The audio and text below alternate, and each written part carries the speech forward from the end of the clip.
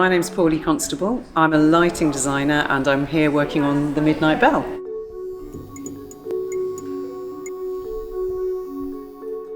So the journey of this show was quite unusual because we knew that we were going to do a show together, Matt, Les and myself and the company, because they're a huge part of my life and part of my sort of family, as it were. And then Patrick Hamilton came into the picture, so that was a question of kind of reading the books and looking at the films, but also kind of knowing the sort of theatrical world of Hamilton and the idea of productions of rope and things. So because I work mainly in drama, there was a kind of way in for me that wasn't only just about the novels, it was also about the idea of plays of the style from the period as well. I think the big thing for me about walking back into the room with this company is that I feel very welcome and I do feel it's like family. And being in a room that feels safe and trusting with long-term trusted colleagues made a huge difference. And there's something about the kind of direct, physical kind of joy of dancing that is so honest and so open and so exhilarating to be part of, that's also made a huge difference for me. When we're working on a new show, Les creates this physical world. He'll design elements and sort of create a model box of the show, and I'll try and sort of understand the ideas of that alongside the kind of ideas of Patrick Hamilton and his world. So I'm interpreting that kind of world that Les has made, that physical world, and then I'm sort of applying that to watching rehearsals and seeing Matt kind of fill in the detail. So it's like I sort of think in sort of terms of pictures, if you like, of what Les and I can achieve, and then I have to think about how those pictures move and what the kind of emotional tone of each of those, we're in a pub, but is it a pub before it's opened? Is it a pub when it's closed? Is it a scene at a bench where actually suddenly it's in a kind of much more self-conscious world? All those kind of details are things that Matt and I developed through rehearsals, but based on the physical world that Les has kind of created and the elements that Les has kind of created with Matt beforehand. It used to be in a way that Les and I would kind of think about the visual world much more, and Matt would be sort of looking after the dancers, whereas now I feel that there's much more of a melting pot of ideas, which feels, we're just growing up. We've been doing this for 21 years, I realise, since I did my first show for the company.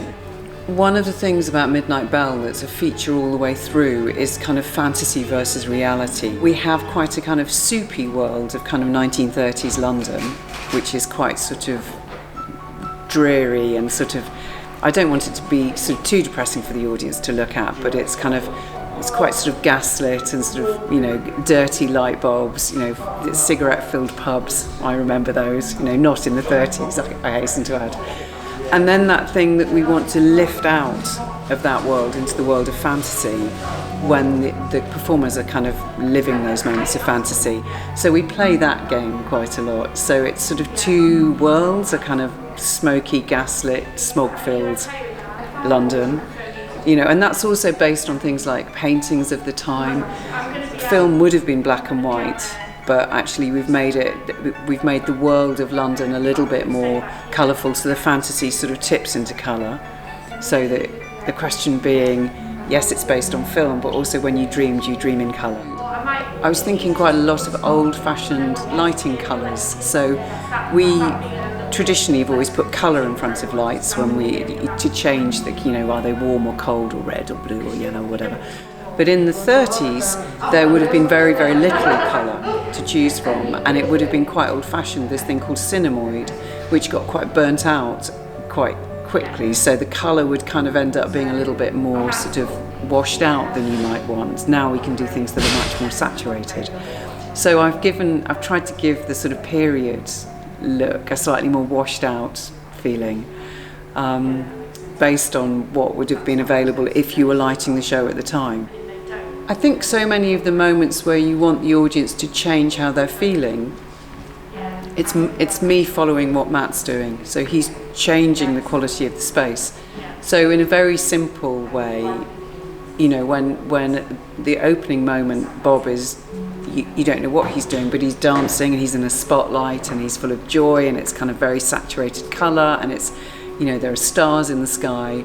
And then suddenly the alarm clock goes off and he wakes up and he's kind of in the reality of his daytime, and all the colour goes, you know, and it's kind of tight and he's surrounded by darkness and he's in a kind of sad browny grey light.